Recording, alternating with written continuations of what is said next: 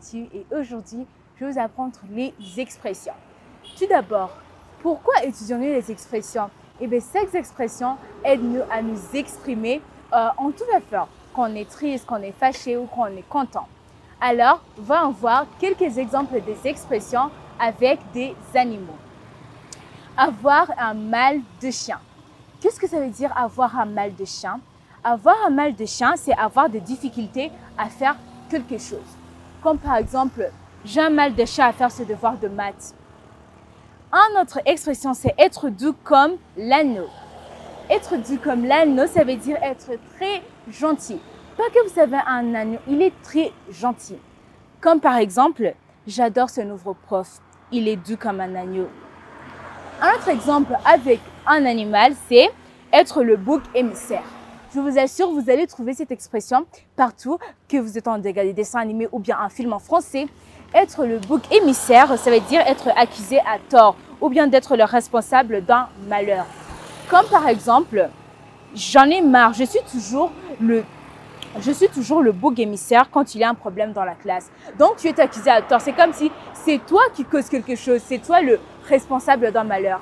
Ah, mais c'est pas possible, je suis toujours le bouc émissaire à la maison. Donc, si quelque chose est passé, c'est toi.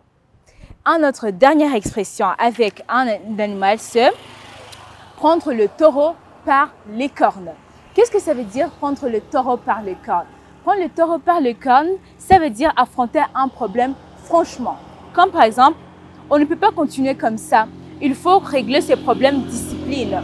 Prenons le taureau par les cornes. Ça veut dire on va fixer ces problèmes et franchement, on va vraiment nous mettre à coup pour fixer ces problèmes. Maintenant, voyons quelques expressions avec les animaux marins. La première expression, c'est être muet comme une carpe.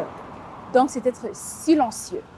Comme par exemple, cette fille ne parle pas beaucoup, elle est toujours muette comme une carpe. Deuxième expression, rire comme une baleine. Si vous avez déjà vu une baleine rire, tu sais pas. Donc, rire comme une baleine, c'est rire très fort, en ouvrant grandement la bouche. Parce que quand une baleine rit, eh ben, elle est hyper quand elle ouvre grande la bouche.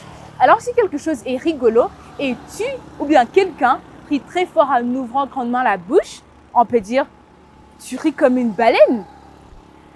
Un autre exemple, c'est être rouge comme une écrevisse. Alors, c'est avoir le visage très rouge. Surtout quand tu rougis quand quelque chose est en train d'arriver. Comme par exemple, de quel droit parle-t-on? Dès qu'elle doit parler en public, elle devient rouge comme une écrevisse.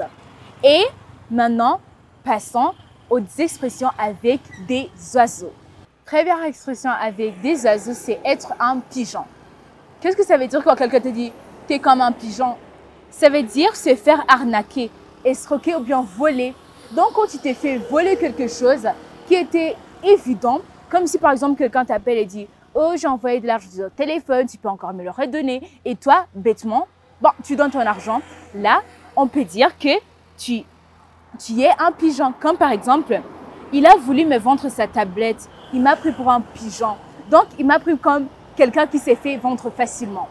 Une autre expression, c'est être bavard comme une pie.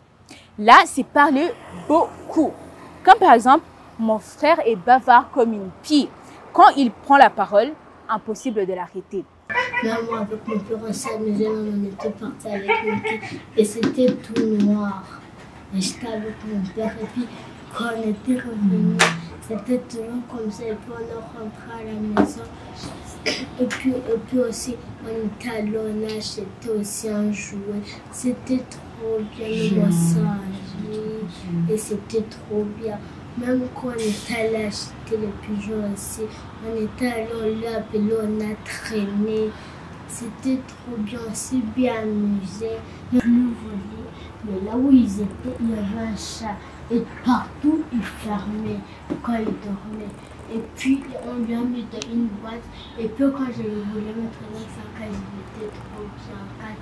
Mais après, il a commencé à être parfois. Mais après, mon père, il est venu avec des pigeons et tout. Mon frère est bavard comme une pie. C'est pas possible.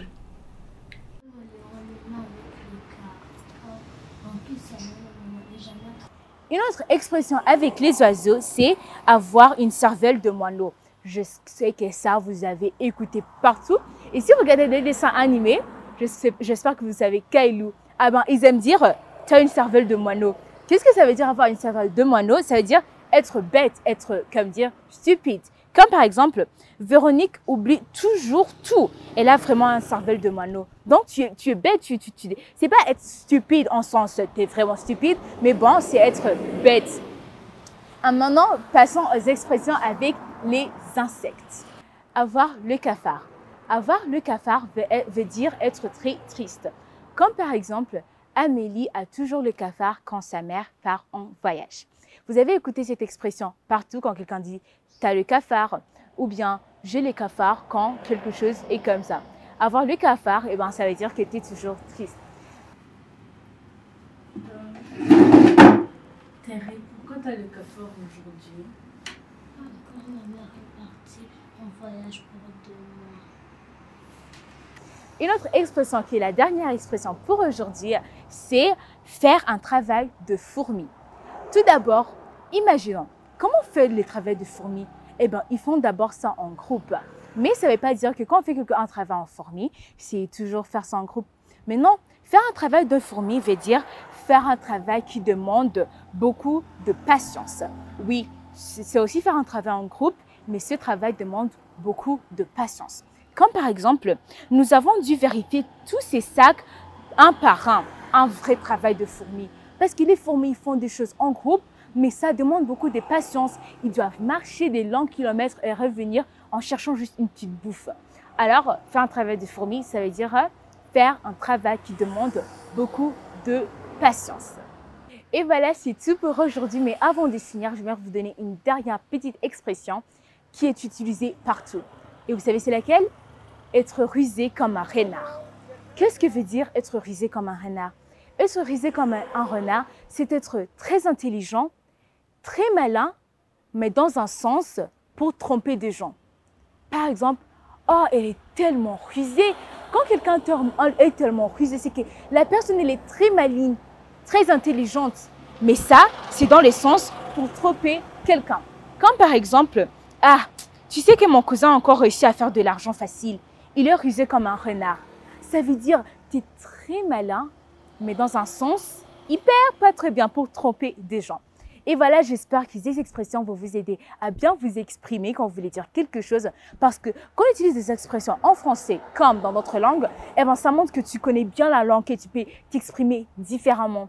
Et au revoir les gars, à la fois prochaine.